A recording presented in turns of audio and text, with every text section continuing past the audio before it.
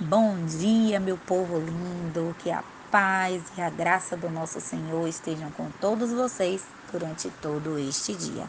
Meus queridos, hoje eu trouxe uma palavra para refletirmos, que está no livro de Jonas, no capítulo 4, que diz assim: Mas isso desagradou extremamente a Jonas e ele ficou irado. E orou ao Senhor e disse: Ah, Senhor, não foi esta a minha palavra estando ainda na minha terra?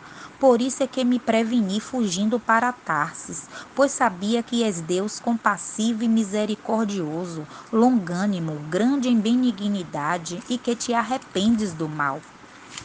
E disse o Senhor: Fazes bem que assim te ires? Então Jonas saiu da cidade e assentou-se ao oriente dela. Ali fez uma cabana e sentou-se debaixo dela, à sombra, até ver o que aconteceria à cidade. E fez o Senhor Deus nascer uma aboboreira, a qual subiu por cima de Jonas para que fizesse sombra sobre a sua cabeça, a fim de o livrar do seu enfado. Assim Jonas se alegrou em extremo por causa da aboboreira. Mas Deus enviou um verme no dia seguinte, ao subir da alva, o qual feriu a aboboreira e esta se secou. E aconteceu que, aparecendo o sol, Deus mandou um vento calmoso oriental. O sol feriu a cabeça de Jonas e ele desmaiou. Então desejou com toda a sua alma morrer, dizendo: Melhor me é morrer do que viver. Então disse Deus a Jonas: Fazes bem que assim te ires por causa da aboboreira? E ele disse: Faço bem que me revolte até a morte. E disse o Senhor: Tiveste tu compaixão da aboboreira, na qual não trabalhaste, nem a fizeste crescer, que numa noite nasceu e numa noite pereceu. E não hei de eu ter compaixão da grande cidade de Nínive, em que estão mais de 120 mil homens que não sabem discernir entre a sua mão direita e a sua mão esquerda, além de muitos animais? Meus amados, para quem não conhece a história de Jonas, o Senhor havia mandado Jonas pregar na cidade de Nínive, onde havia muitas pessoas vivendo em pecado. Cegos não conseguiam enxergar a vida pecaminosa que estavam vivendo.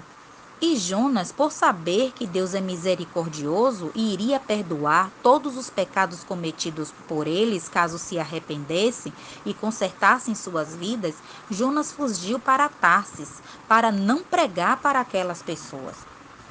E o resto da história eu acho que vocês conhecem, né? Ele fugiu para Tarsis num navio, o navio naufragou.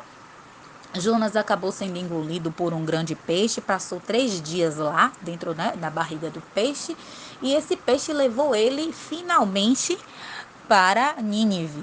E então, quando ele saiu da barriga do peixe, ele decidiu então obedecer ao Senhor e pregar para aquelas pessoas, né? E aconteceu exatamente aquilo que Jonas imaginava, que ao ouvir, né, tudo aquilo que Deus tinha para falar, né, para aquele povo, que o povo, as escamas dos olhos daquele povo, né, ia cair, as pessoas iam conseguir enxergar a vida de pecado contrária à palavra de Deus que eles estavam vivendo, iriam se arrepender, consertar os seus caminhos, e o Senhor, por ser bondoso e misericordioso, obviamente iria perdoar todos os pecados daquelas pessoas, né? E Jonas, né, deveria se alegrar com aquilo, né, em ver que as pessoas se arrependeram, que consertaram seus caminhos, que Deus os perdoou e os abençoou.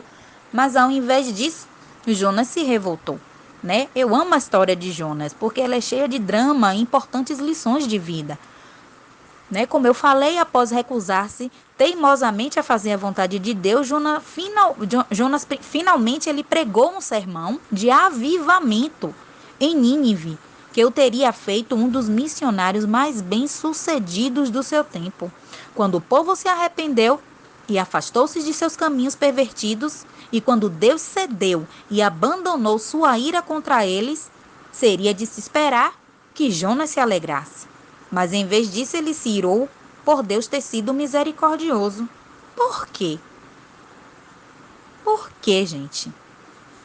Ainda que ele estivesse finalmente obedecendo a Deus, ao fazer a coisa certa no lugar certo, ele estava profundamente equivocado por dentro. Como Jonas, se não formos cuidadosos, podemos aparentar estar bem espiritualmente, mas estarmos muito distantes de Deus em nosso interior. Sua palavra é mais cortante do que qualquer espada de 2 gumes e penetra até ao ponto de dividir a alma e espírito. Hebreus 4:12.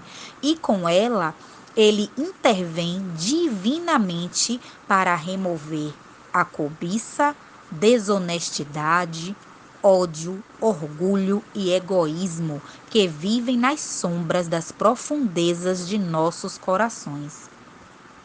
Na próxima vez em que o Espírito Santo o convencer a perguntar sobre suas más atitudes, ouça com cuidado, renda-se e permita que ele transforme o seu interior. Se Deus controla o seu interior, suas atitudes externas serão genuínas.